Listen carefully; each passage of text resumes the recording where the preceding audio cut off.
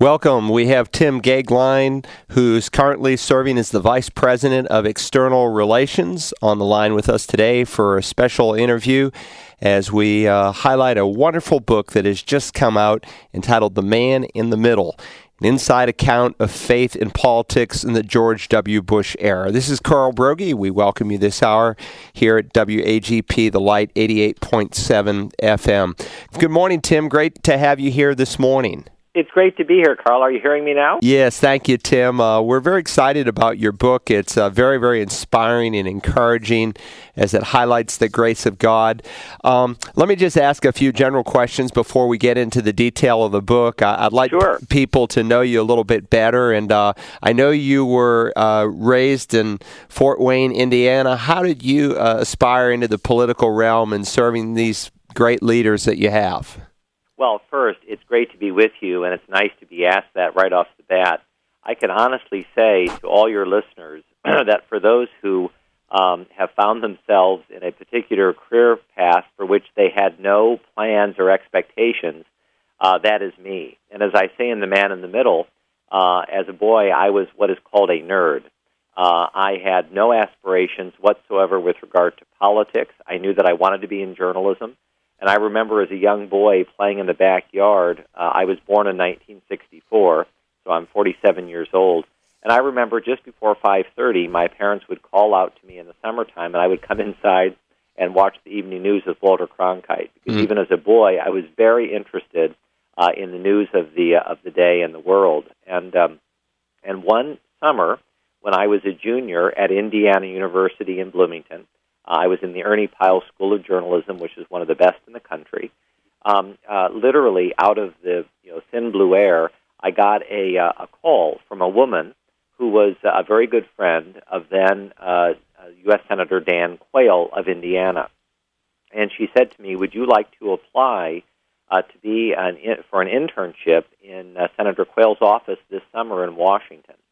And I thought, it's not journalism, but it's a great opportunity, and I applied and made it, and I came here to Washington, and that's where I'm speaking to you from this morning. And it was really a remarkable summer, because for the first time I met young people from all around the country of both political parties who were interested, in the same things as me. And the following summer, in 1986, I was an intern in the House of Representatives for then obscure Congressman Dan Coates. As Providence would have it, I graduated from IU. I became a television producer at an NBC affiliate, and within a year, Dan Quayle became vice president. Dan Coates became a U.S. senator, and Dan Coates remembered me, and he said, would you come to the United States Senate and be my deputy press secretary? And frankly, Carl, I had no plans to do that, but I ended up coming and serving with him for two very hard-fought U.S. Senate elections, and the next thing I know, it was 10 years later, and I thought, this has been a remarkable ride. I never planned to work on Capitol Hill for that long, and I thought, as a Christian in public life, I'm now ready to go do something else. And Dan Coates said to me, you're making a big mistake. He said, you've worked at this end of Pennsylvania Avenue for all these years. Wouldn't you like to be on one presidential campaign?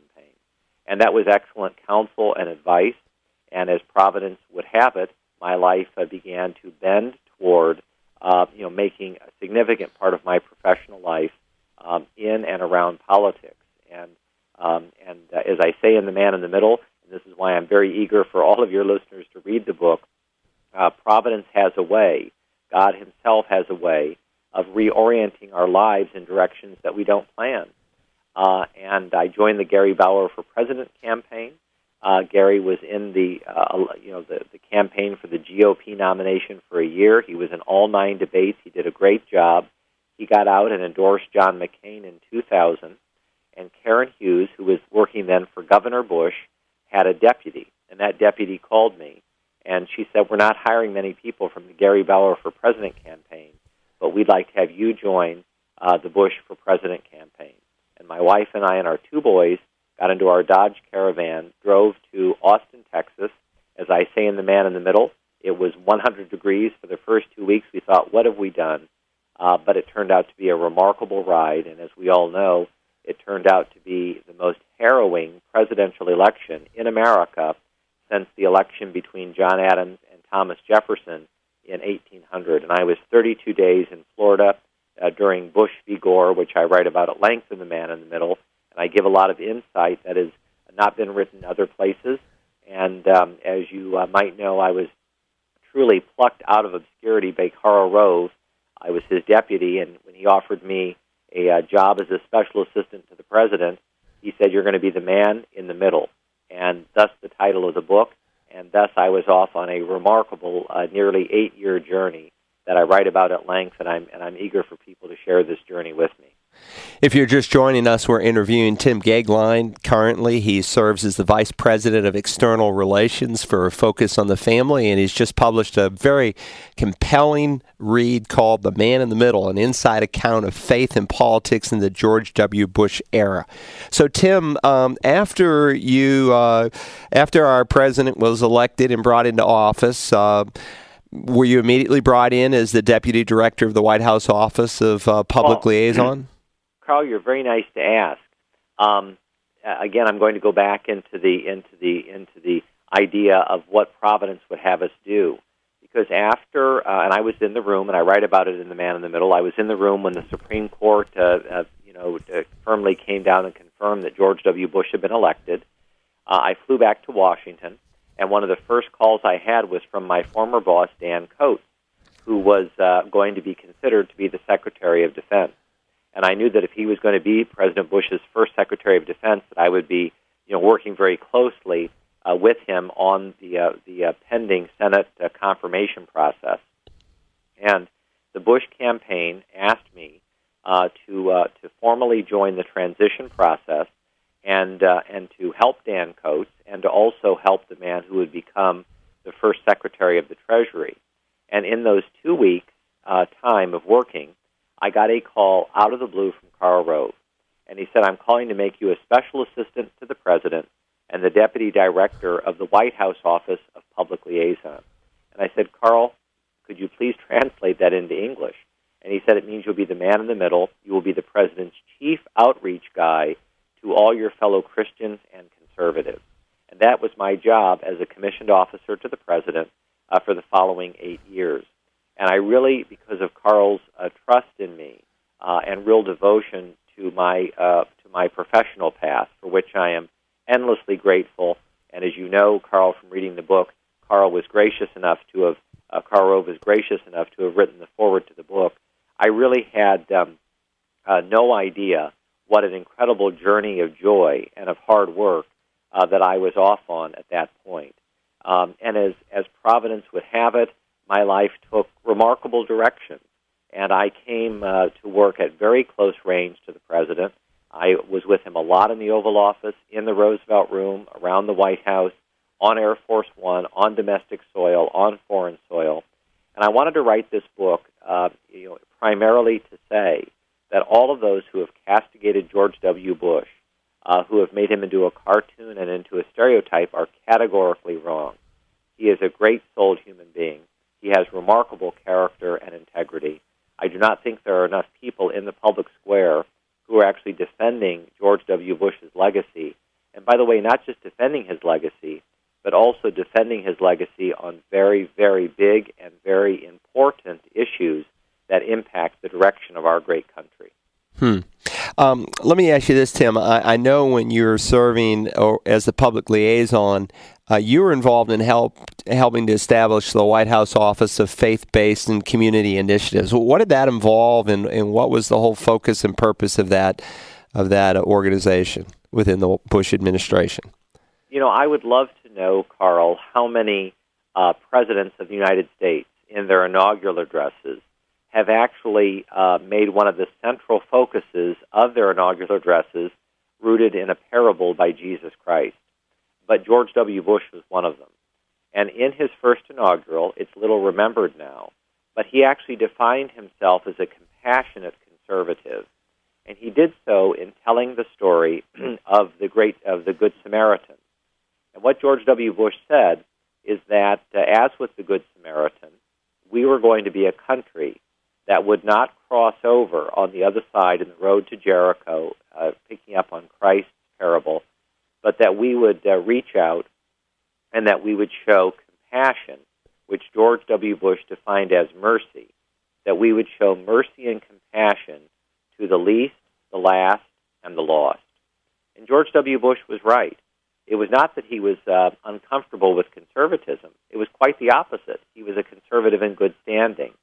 But he wanted to make it very clear that his brand of conservatism was rooted in his faith, it was rooted in mercy and compassion, and that although the government could never save a marriage or tuck a child into bed at night, although a marriage could never be preserved because of federal government involvement, and although the federal government could never be a parent or a family, that the federal government, in fact, could have particular obligations when it came to some of the most pressing social pathologies of our time. The president never believed that government did it better than the private sector, but he believed that it was possible to remove the bureaucratic institutional bigotries against the funding of faith-based organizations and groups which were actually more effectively and more cost-efficiently addressing spousal and domestic abuse, gang violence, people who were terribly alcohol and drug addicted, people who were homeless. In other words, he did not want to replace ministry. He didn't want to replace paraministry. He didn't want to replace any of what Edmund Burke called the little platoons of our society in the private sector who are helping those who are really having a difficult time of it. But he wanted to remove the kind of bureaucratic bigotry and bureaucracy that was stopping the flow of taxpayer money to organizations that were worthy of support. And as we all know, the federal government has tried and failed miserably, to take the place of the church and the synagogue and the neighborhood and the private groups. And George W. Bush very effectively said there was a way to enter into a partnership, a limited partnership, but a partnership that could do these works of good and mercy and compassion far better than the federal government. And unfortunately, he was misunderstood in that regard. And in The Man in the Middle, I wanted to re-look at what compassionate conservatism actually is and how it actually works. And the wonderful thing is that I think that historians, even now, are re-looking at what it meant to be a compassionate conservative, and they're seeing that, in fact, President Bush was articulating a vision and a mission that, in fact, was quite doable. Tim, very often it's politically expedient for an individual to claim, I'm a born-again Christian hoping to draw the vote of the evangelical community. Yes. I remember when George Bush was being interviewed in one of those debates, and who's the most important individual who's ever influenced your life, and without stammer or stutter, of course, he affirmed Jesus Christ and his personal relationship with him. A lot of people have not always seen that part of George Bush in terms of, well, how did he come to faith in Christ? And, of course, this book that you write, The Man in the Middle, an inside account of faith. How would you describe George Bush's relationship to Jesus Christ, having known him in the very personal, intimate way that you did for so many years? Well, in fact, I'm, again, thrilled to be asked this. I was in Iowa for the debate the night when all 9 GOP presidential candidates in 2000 were asked, who is your favorite philosopher? I think someone said John Locke, and another person said, Alexander Hamilton. And it came to George W. Bush, and he said, my favorite philosopher is Jesus Christ because he changed my life, changed my heart.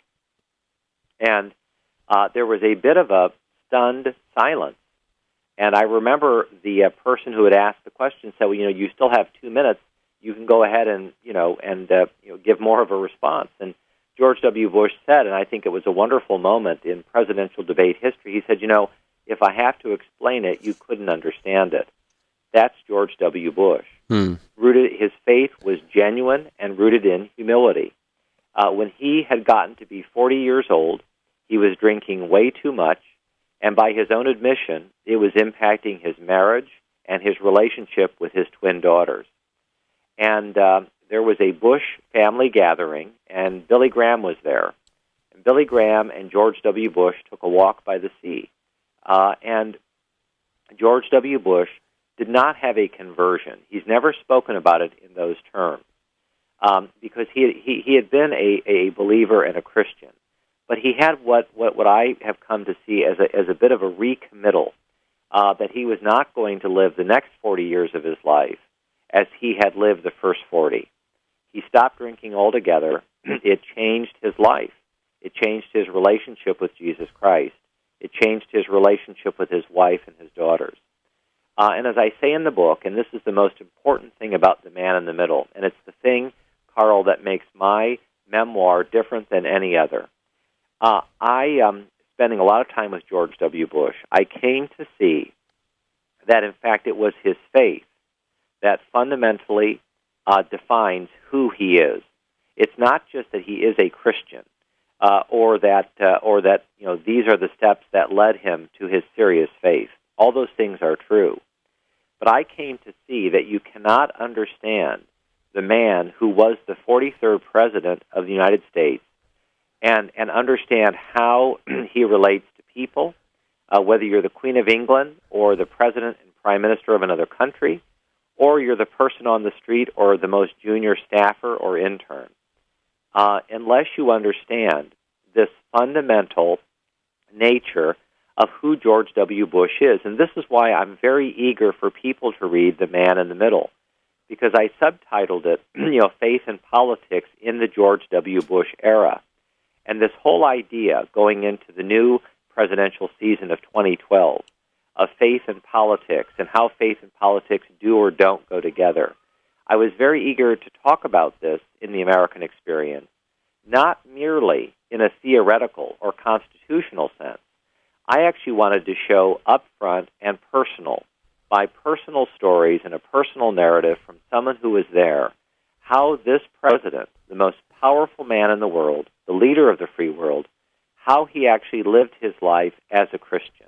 And I think this is why the book has gotten so much attention already, because I think people don't want to just know, the next view of foreign policy or the next view of the Supreme Court, and it's all there, and I want people to understand that too.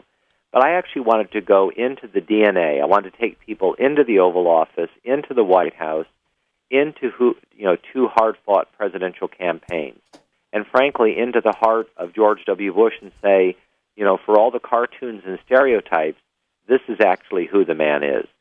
So here's an individual who had a true life-changing encounter with the grace of God.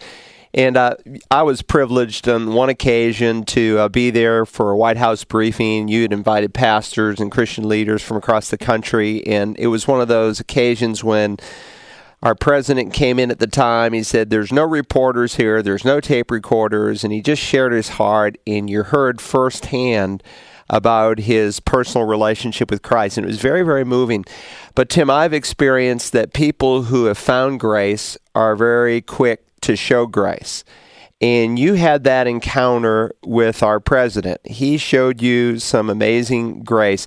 Tell us a little bit about what transpired towards the end of your career there in the White House with this accusation about having plagiarized in a hometown paper.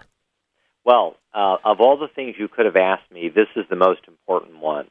And although it turned out to be the conclusion of my White House service, I actually make this the first chapter in the book because I'm very sorry to admit to you and to all of of your listeners that as I was working in the White House, I was also becoming a very prideful person.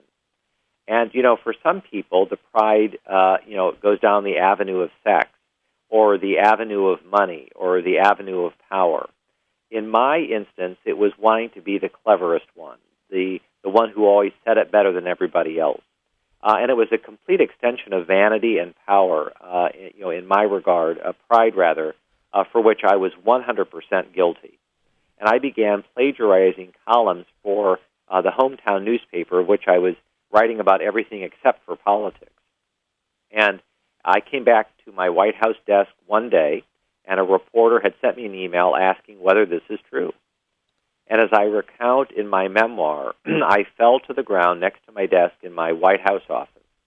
I prayed, oh God, because I knew it was true. And I sent her an email back, and I said, it is true, I am guilty as charged. And I knew that that day I would resign my position at the White House. This job that George W. Bush had given me, he had given me the greatest professional experience of my life, and I had betrayed him as a total hypocrite. And I resigned that day. It was a Friday. I went home as I write in The Man in the Middle, and I collapsed like a house of cards. I had had 20 years of interns. I had betrayed their trust. I had shamed the president. I had shamed all of my colleagues, and above all, I had compromised my Christian witness and embarrassed my wife and children. And I don't know if people who are listening today have ever been in a crisis, but I was in a self-imposed crisis, all of my own making, no excuses, no extenuating circumstances. I was guilty as charged. And in the political classes, when you embarrass the president, you become persona non grata. A kind of divorce takes place and you're cut off. And I came in on the following Monday to begin cleaning out my desk and taking the pictures off the wall. And it turns out that the first call I received was from the Chief of Staff, Josh Bolton, who asked me to come see him. And I thought this would be a woodshed moment, and I deserved it. And I got there, closed the door, and he told me he forgave me, and he was eager to know how my wife and children were doing. And then he told me that the president wanted to see me. In White House parlance, he said, the boss wants to see you. Those are always the words at the White House that you never want to hear. And I went to see the president in the Oval Office, and I closed the door. It was just him and me. And I looked him in the eyes to apologize, and I barely got a few words out. He looked me in the eyes, and he said, Tim, you are forgiven. And I was stunned. And I tried a second time to apologize. And he looked me in the eyes, and he said, grace and mercy are real, and I'm extending it to you. You're forgiven. And a third time, I said to him, Mr. President, I'm sorry. Please forgive me. You should have taken me onto Pennsylvania Avenue and, thrown me there by the lapels. He said a third time, you're forgiven. He said, grace and mercy are real, and I'm extending it to you. And he said, we can talk about all this, or we can talk about the last 8 years. And he asked me to sit in the place of honor where the head of state or the vice president sits in the Oval Office, in the chair right next to the fireplace. The whole thing by this point, Carl, was completely surreal. And I was forgiven. And as I prepared to leave, we prayed together, we embraced, and I thought that's the last time I'll ever see President Bush. And he said, oh, and by the way, I want you to bring your wife and boys here so that I can tell them what a great father and husband you've been. It was truly surreal. And all these years later, it remains the most surreal moment of my life because it is the most grace-oriented moment of my life. And sure enough, my wife and boys came the next week, and grace was totally extended. And we've seen the Bushes a number of times since, and it's never been repeated. And I have to tell you and to tell your listeners that that kind of forgiveness and love and mercy and grace is bottomless. I mean, it's endless. It's depthless. I'm a person who deserved to be cut off. I'm a person who deserved to be persona non grata. I'm a person who deserved the woodshed. I was in the subcellar of life at the absolute nadir. And at the lowest point of my life, the most powerful man on the planet came to me for no reason other than it was an extension of his own Christianity. And I felt the love of Jesus Christ in that moment more than I've ever felt it at any other point in my life. Wow. That is a powerful testimony that has touched a lot of people and touching my own heart and listeners as they hear what you've just said. Tim, I know that what you did for our president, you did with excellence. My son had the privilege to work alongside of you as an assistant, and we'd often say, of your high commitment to excellence and serving the people of the United States of America as you served our president. After that chapter closed in your life, a new chapter opened. I understand right now you're the Vice President for External Relations with focus on the family. What does that encompass? What does that mean? Share a little bit about that, if you would. Let me just say that grace can be personified, and grace was personified for me in hundreds of friends and, above all, family who really came around my family and me during this time of crisis. And, I won't do it, but I'm honor-bound to write another book to talk about redemption and what redemption actually means. But one of the first people to come to me was Dr. James Dobson, the founder of Focus on the Family. And the second person to come to me was Jim Daly, his successor, the current president of Focus on the Family. And within a relatively short period of time of my leaving the White House, before I was ready to make any decisions, Focus asked me to do some work with them, which I began doing. And within a couple of years, they offered me a position as Vice President of External Relations, based here in Washington, unlike my colleagues. And I can actually tell you, Carl, that now that I have lived and worked inside the Beltway for 25 years, I can tell you that I have never felt more alive, more joyful, more grateful than I do for the ministry of Focus on the Family. For us, family, marriage, and parenting is the bullseye. It's what we're about.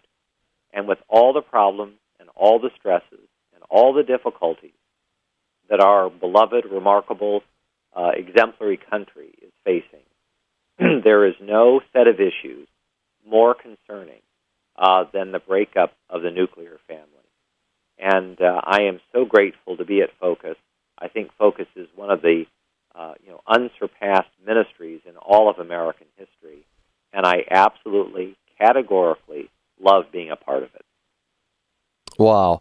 Well, so you're involved in lobbying with people concerning some of these issues of same-sex marriage, abortion. What does your daily schedule flesh out to be? What are you doing? Let me just say, I'm morally, legally, and ethically, yes, I can lobby, although I do very little of it. Okay. I am located geographically on Capitol Hill.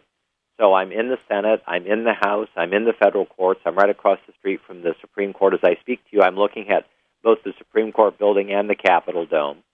I'm in the think tanks, in the public policy groups, and essentially I'm Focus's eyes and ears in Washington. I'm their ambassador here. I work with the International Diplomatic Corps because Focus is in 138 countries. I'm involved in all the cultural institutions, flying the flag for family and all the things that we believe. Focus on the Family is about impacting the culture. It's not just about the political issues. And so, as I say in The Man in the Middle, and this is another reason I'm eager for people to read the book, while I believe that politics is very important, while I believe we've never needed young people more in public life than we do today, I believe that politics is downstream from culture. And I believe that culture is preeminent. And while we want young people to be involved at every level of our political life, we also want them in institutions that are shaping and impacting the culture, writing the screenplays, involved in poetry, involved in music making, in the public schools, private schools, in the law. We want the Judeo-Christian influence in all the institutions of America, the foundations, the symphonies, the military. As our founding fathers knew, our liberty comes not from government, it comes from God. And when there is a healthy flourishing of faith in our country, there is an attendant healthy flourishing of liberty. And we as Christians have to be salt and light everywhere. And Focus on the Family is a part of that. And as I say in The Man in the Middle, I close my book by saying that that I believe that an American Renaissance, which means rebirth, that I believe that an American Renaissance is quite possible, and I believe with all my heart that America's best days are ahead. That's encouraging. The Man in the Middle. You can get this book on Amazon. It's an inside account of faith in politics in the George W. Bush era. It's been my privilege today to interview Tim Goeglein, a wonderful spokesman for the cause of Christ, now representing Focus on the Family. Don't confuse it with another book I just pulled up online, another book with the title Man in the Middle. This is The Man in the Middle, and an inside account of faith in politics. You'll find it in Christian bookstores and a number of places across the country. You can find it at Amazon as well. Great read, very, very compelling, eye-opening account of Tim's personal journey with the President of the United States and what God has done and is doing through him to the glory of our Savior, Jesus Christ. Tim, thanks so much for being with us today. It's a privilege to speak with you. Well, Carl, I can't be more grateful, and I'm duty and honor bound to say that in 25 years of interns, I never had a better, literally never a better intern than Jeremy Brogy, who is doing great things, and it gives me great joy to know that he is on a journey that is boundless and endless, and is extremely exciting. Thanks so much for those kind words, Tim. Lord bless you. The Man in the Mirror. Let me encourage you to get it. Thank you, Tim Goeglein with Focus on the Family, for being with us today. Lord bless you, my friend. And you. Please be of good cheer, and to all your listeners. Thank you.